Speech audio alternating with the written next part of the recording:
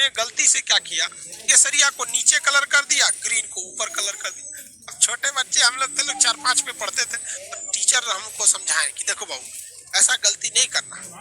हम कहें कि सर हमारे दिमाग से उतर जाता है कि केसरिया ऊपर रहेगा ग्रीन, तो हमको बड़ा प्यार से समझाए, देखो बाबू हरियाली जो होती है वो कभी ऊपर हरियाली थोड़ी होती है आसमान में, हरियाली जब भी आएगी तो नीचे रहती है, जमीन पे हरियाली रहती है। हाँ सर, इसका मतलब हरा नीचे रहेगा, और सूरज का रंग केसरिया होता है, वो कहाँ जमीन पे रहेगा, नहीं तो ऊपर रहेगा। छोटे बच्चों को ऐसे ही समझाया जाता है। हमने गलती कर दिया। हमारा झंडा, झंडा रूल के हिसाब से आप सूरज निकलने से पहले अंधेरे में झंडा नहीं लहराएंगे, सूरज निकलने से पहले अंधेरे में झंडा नहीं लहराएंगे। यानी जब भी झंडा लहराना है तो जब सूरज निकल जाए, सूर्योदय की रोशनी में, सूर्य की रोशनी में हमारी झंडा का तोलन होना चाहिए, फ्लैग होस्टिंग एकदम। और जब सूरज ढलने लगे तो हमारी झंडा का अपमान न हो, अंधेरे में हमारी झंडा को कोई देख न सके, हमारे वीरों के बलिदान को, हमारी मिट्टी की हरियाली को जब कोई देख न सके, तो हम लोग को झंडा क्या कर लिया जाता है, सूर्यास्त के बाद उतार लेना चाहिए। झंडा में नियम है कि जब भी कोई व्यक्ति झंडा में लेके आगे चलेगा आंदोलन वगैरह में, तो दाहिनी हाथ उसका ऊपर रहना चाहिए और बायां हाथ उसका नीचे रहना चाहिए। इस तरह से वो फ्लैग मार्च को लेकर चलेगा। यहाँ पे झंडा को इस तरह से, ये नहीं कि दाहिना हाथ कहाँ रहना चाहिए, ऊपर रहना चाहिए, राइट हैंड इस तरह से लेके वो मार्च करके चलेगा। अब जैसे मान के चलिए कि अगर सैनिक हैं, अगर हमारे देश के सैनिक हैं, तो सैनिक को परेड वगैरह लंबी दूर तक नहीं रहता। अब मान के चलिए किसी को आंदोलन करके लेके जाना है झंडा, तो उसे क्या करना है, अपनी गाड़ी पर झंडा सबसे ऊंचा रहना चाहिए। अगर आप किसी धार्मिक झंडे को इस झंडे के साथ लगाना चाहते हैं, या भारत में रहकर किसी अन्य देश का झंडा लगाना चाहते हैं, तो कोई भी झंडा भारत के झंडा से ऊपर नहीं हो सकता। जैसे मान के चलिए किसी को अपना केसरिया झंडा लगाना है, किसी को हरा, किसी को लाल, किसी को गुलाबी, किसी को कुछ भी, तो वो इस झंडे से नीचे रहना चाहिए। हमेशा हमारे नेशनल फ्लैग का रेस्पेक्ट बना रहना चाहिए। हमारे झंडे से ऊपर किसी का झंडा नहीं रहना चाहिए, किसी को कोई दिक्कत नहीं।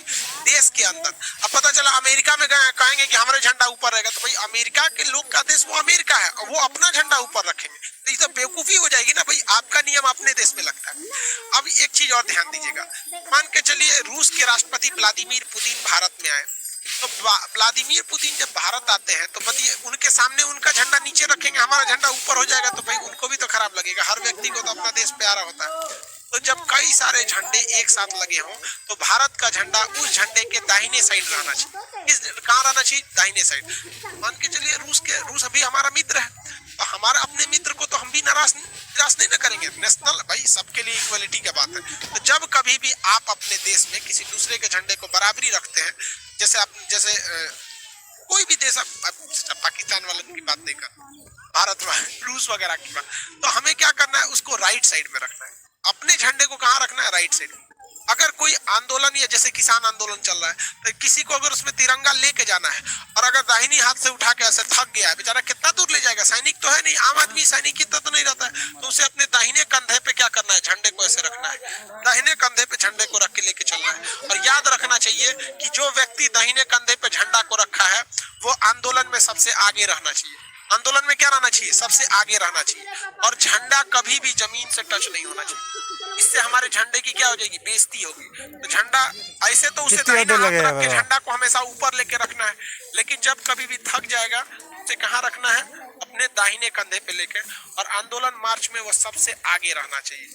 ये तीन भुजिया को तीन कब कब की तीन झंडे का अपमान, तीन भुजिया को तो तीन रखी नहीं, अब तो बढ़ती चली जाती है, बढ़ती समझाओ, ये घंटा हो गया प्रेम नहीं कर सका, उसको खुद को सुसाइड करके मर जाना चाहिए।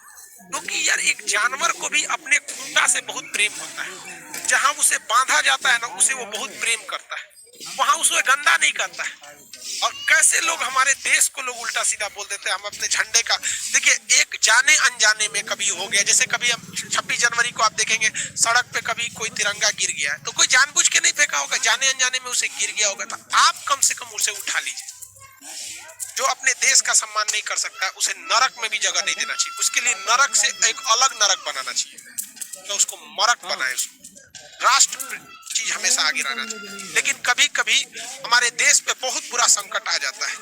जब कभी भी देश पर बुरा संकट आता है तो झंडा को उल्टा लहरा दिया जाता है। वैसे राष्ट्रपति भवन का झंडा है, अगर इस झंडे को इस तरह से झुका दिया गया तो समझ जाइएगा कि देश का बहुत बड़ा क्षति हुआ। राष्ट्रीय शोक अगर होता है, दुख दर्शाया जाता है कि ऐसा दुख जो पूरे देश को लगा है, तो उस पर राष्ट्रीय झंडा झुकना चाहिए। जैसे हमारे एपीजे अब्दुल कलाम का जब निधन हुआ था, हमारा झंडा झुक गया था। हमारे पूर्व राष्ट्र प्रधानमंत्री अटल बिहारी वाजपेयी जी का जब निधन हुआ था, हमारा झंडे को क्या किया गया था, झुका दिया गया था। तो जब देश को एक अभूतपूर्व एक बहुत बड़ी क्षति हो जाती है, कोई बहुत बड़ा देशभक्त या बहुत बड़े व्यक्ति की जब निधन हो जाती है, राष्ट्रीय शोक मनाने के लिए, ये दिखाने के लिए कि हमारा पूरा देश आज शोक में डूबा हुआ है, हम अपने झंडे को क्या करते हैं, झुका देते हैं। अब एक होता है उल्टा झंडा। उल्टा झंडा का मतलब ऐसे नहीं होता है कि लकड़ियां ऊपर कर देंगे, ये उल्टा झंडा नहीं है। उल्टा झंडा का सेंस क्या होता है कि केसरिया कहाँ हो जाएगा, नीचे। केसरिया कहाँ हो जाएगा, नीचे, और ग्रीन वाला कहाँ हो जाएगा, ऊपर।